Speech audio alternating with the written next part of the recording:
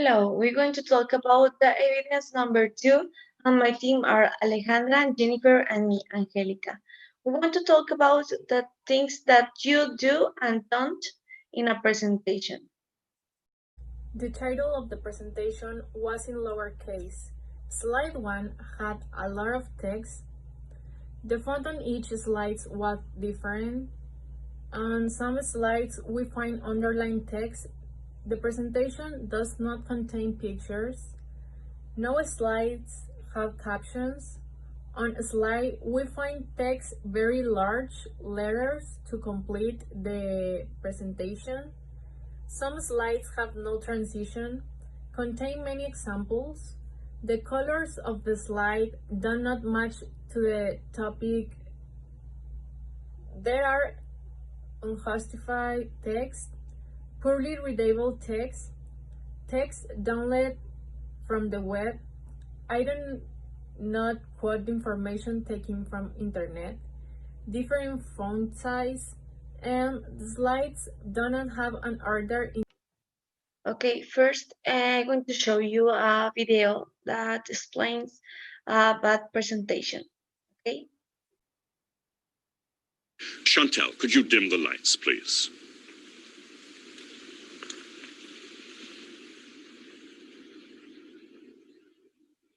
The British imposed a lot of unpopular taxes on the American colonists and didn't let them elect representatives to the British government.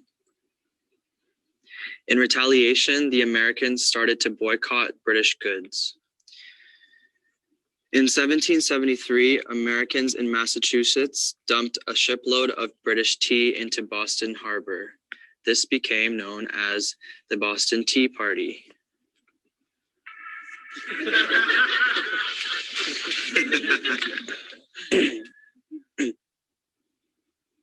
As punishment, the British imposed laws known as the Intolerable Acts, including the Quartering Act, which made Americans let British soldiers live in their homes. Some of the American colonies created a Declaration of Rights and Grievances, which they sent to Britain, but the British just sent soldiers to the colonies to put down any rebellion. This led to the first battles of the Revolution at Lexington and Concord. Thank you, Ranjit. I know. Okay, now I'm going to show you the mistake that he do. First, he don't have picture in the presentation. The calling his phone is a mistake.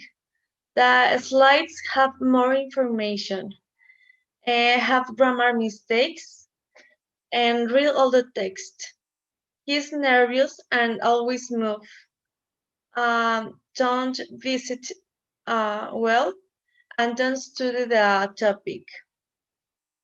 The slides have a little letter and the public can read, and he don't have eye contact.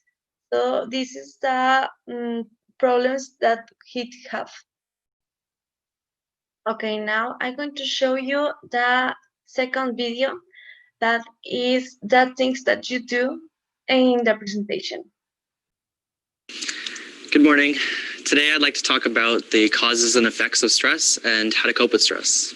Stress has many causes, including work or school, life events, changes, or unrealistic expectations of yourself. Some effects of stress include headaches, trouble sleeping, depression, or lack of concentration. I know how hard it can be to deal with stress. Last year, I started working after school to save for college, but I didn't have time to do homework and my grades went down.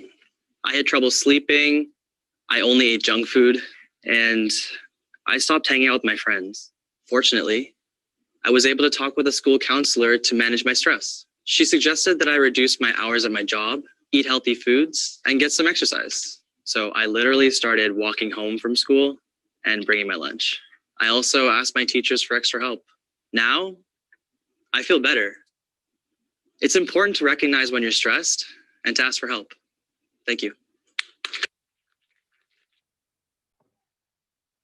Okay, now he looks so most confidence and present the topic, read the topic, and say thank you in the last.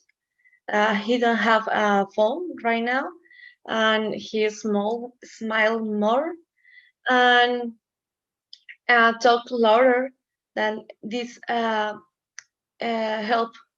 her he for the presentation.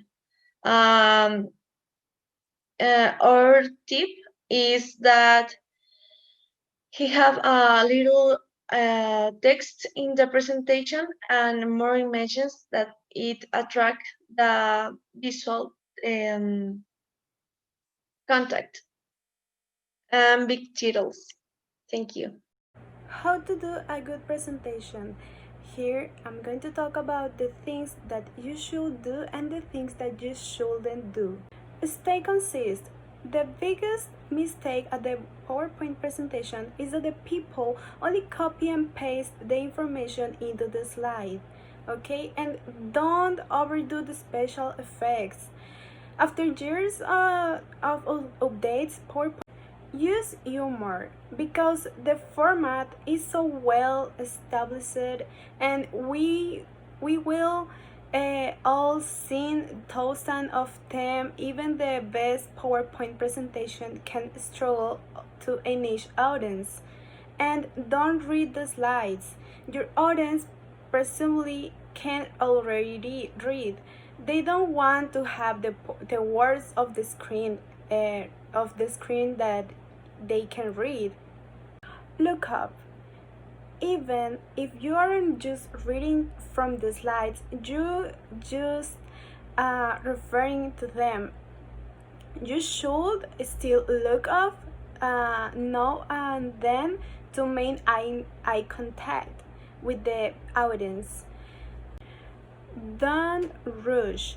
Give your audience ample time to read each slide, but don't delay so long as to their attention. Be bold and direct. Use bold colors and sharp contrasts, not only because it will enhance legibility, but because it imparts emotion and energy into your presentation. Don't over rely on clip art, especially in creative fields. People will notice clip art that doesn't quite fit. Pull images and videos from the web that they're heavily relevant and help drive your point at the appealing people. Use bullets and number lists. Humans process information better when it's organized and discrete chunks. Take out the information and break it down into major sections, and then break those down into subsections. Don't be afraid to take a pause, okay? You don't have to run through your slides. Some presenters prefer to have questions to the end, but others allow the questions at any time.